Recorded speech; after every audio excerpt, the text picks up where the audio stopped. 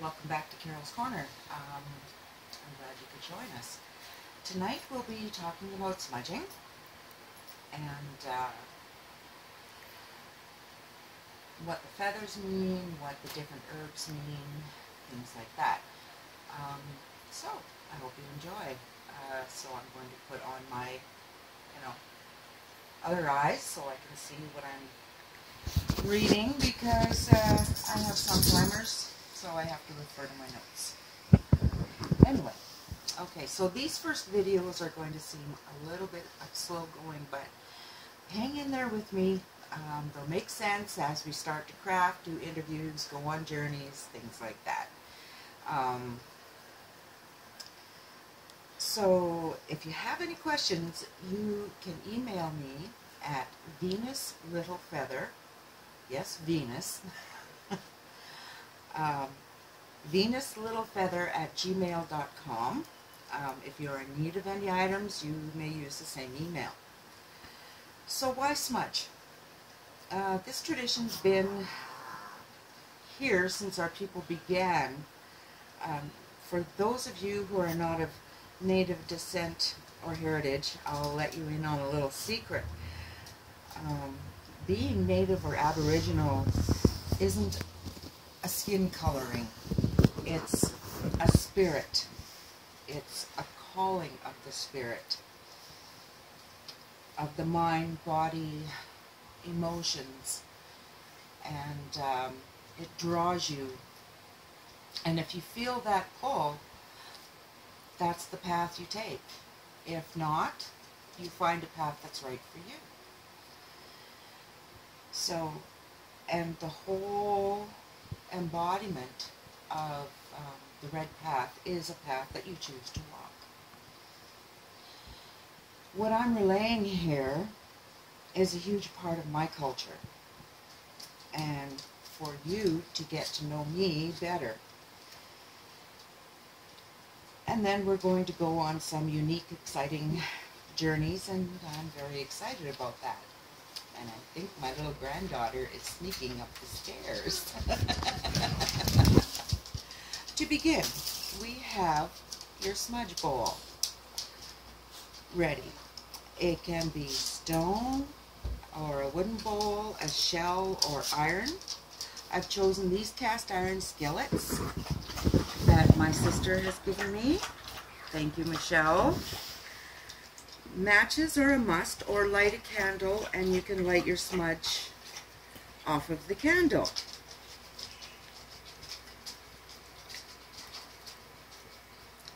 We're just going to put this out now for a minute, I think.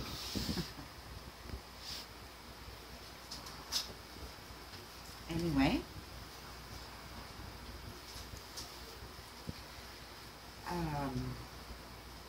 so you can use a stone, cast iron skillets,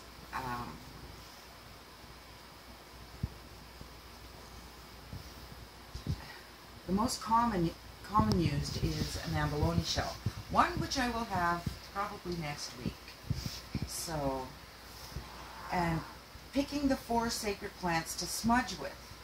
Alright, tobacco. Tobacco is the highest form of honor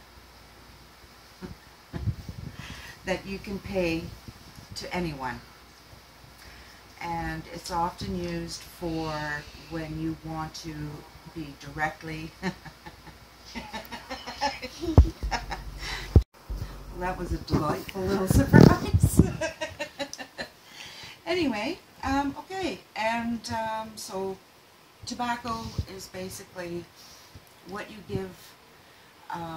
When I go fishing, the first thing I ever do, and you'll see that when we go out camping this year, is I go and I offer my tobacco, of course, to the 4 corners, the 4 directions, and offer it to the ancestors, and I offer it to the Creator, and I offer it to the lake, and it goes out.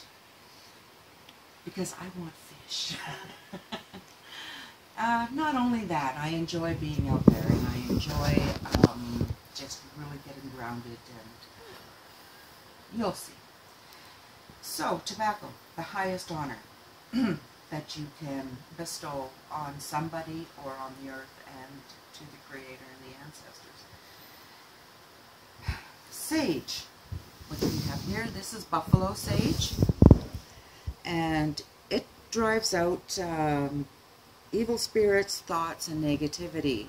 So if you're feeling that you're being attacked spiritually by negative thoughts, or you find that there's... Hi everyone. Say, my name is Allison. My name is Allison. And who am I? Who am I? No, who am I? Who am I? What do you call me? Yeah. This is my granddaughter Allie, one of them. Anyway, so tobacco, it goes directly to the Creator and the ancestors. That's your direct line, and it's regarded as the highest honor that you can bestow upon the earth, to the Creator, to the ancestors, and to somebody who's, you know, maybe helped you along the way or that you're thankful of. And so that's tobacco for you. And it drives out evil spirits as well. So, and it belongs, here we go. We're going to start in with the medicine wheel, a little bit about it.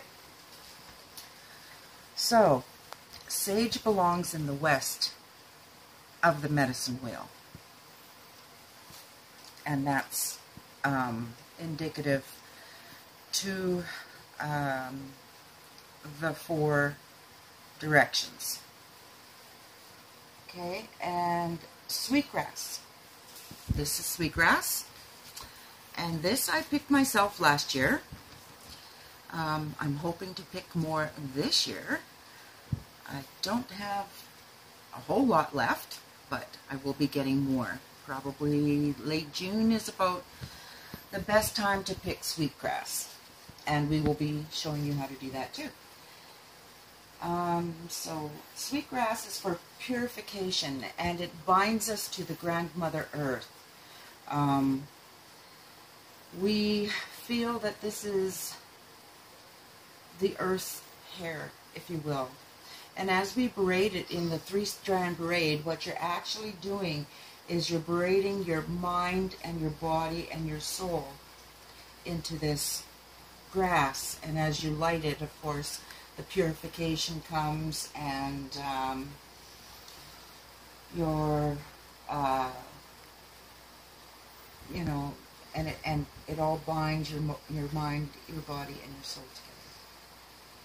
So, and sweetgrass is found in the north side of the medicine wheel, represented there.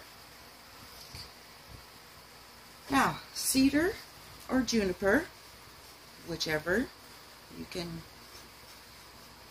pick up. Now, I was given this by one of my daughters, and it is crushed juniper. It's very fine, but it smells so good. Anyway, that purifies the soul and the cleansing of one's spirit. You might have thought, okay, so yeah, sweetgrass is a purification, right? But there is specifics in areas.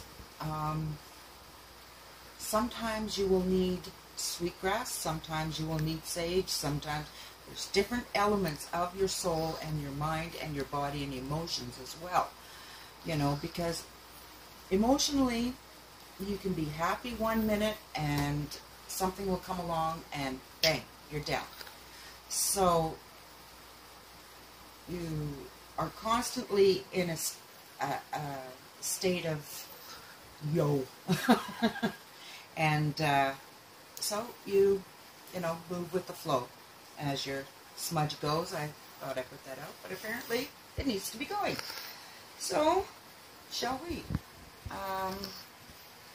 And cedar is found represented by the south, or cedar represents the south in the medicine wheel. Okay. Now the white willow fungus, this is wonderful stuff. not only is it used as a smudge, and this is for, it brings you the peace and harmony and the calming of the mind and nerves and all of those little that you get, you know. Believe me, I have to smudge with this tonight. I'm still a little nervous, but we'll get past that. Anyway, and not many people know this, this is also a medicine. It is used for headaches. As you breathe it in, it takes the headaches away. And a little known fact about this fungus is it's also a great mosquito repellent. You just light that, sit it beside you. Not only do you enjoy the smell, headache-free, but bug-free. And that is represented, it represents the east on the medicine wheel. And as I said, we're going to be talking about more about the medicine wheel tomorrow. So, there's your plants and your choosings. Feathers. Okay, again, it's a personal preference. Birds are very sacred to our people, and they always have been. And I don't know too many people who just don't sit and admire a bird or two. How many people have bird feeders outside, you know, so they hold some magic for us, right? Anyway, so the crow, he represents the release of past beliefs, and he's very skilled and cunning. Okay, so the raven, he is known for creation and his knowledge, and he is actually the bringer of light. I don't have an owl feather, but the owl is a symbol of wisdom, a messenger, and he has foresight, and he's very silent and swift.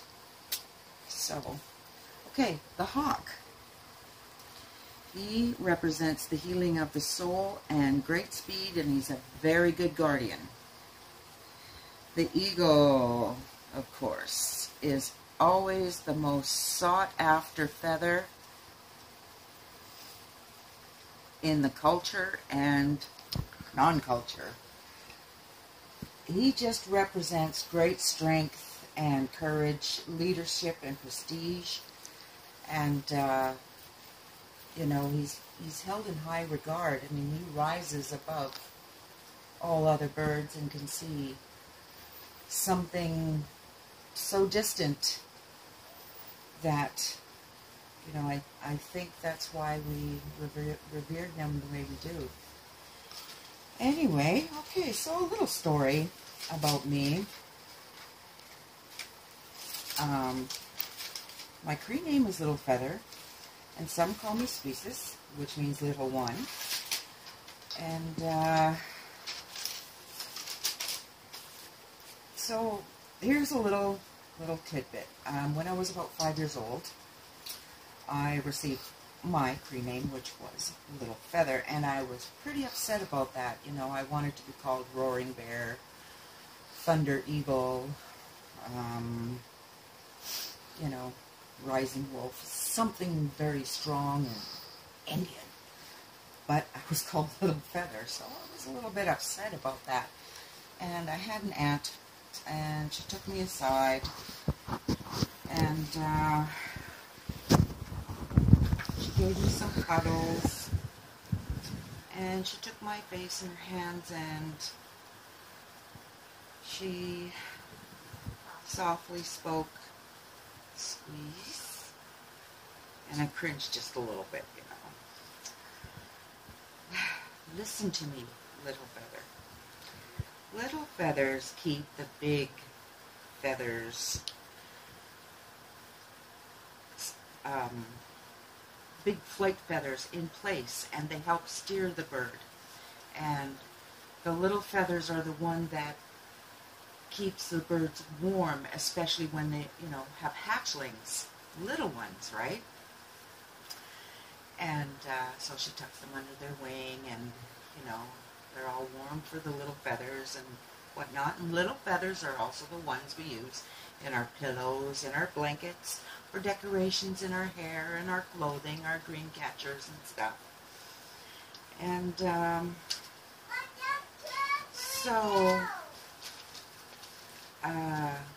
and she said, and there was nothing more beautiful than a single little feather floating down to the ground. And she said, and you are very beautiful. And then more cuddles. And I thought very hard. And I decided, okay, well, that was the best name for me. And then I smelled dried meat and bannock, and I was gone. So that's my story about how I got my name. And so for the next video, we are going to go into the medicine wheel. I hope you all have a fantastic evening, and thanks for joining us again. Again, my email is venuslittlefeather@gmail.com, and aho and all my relations.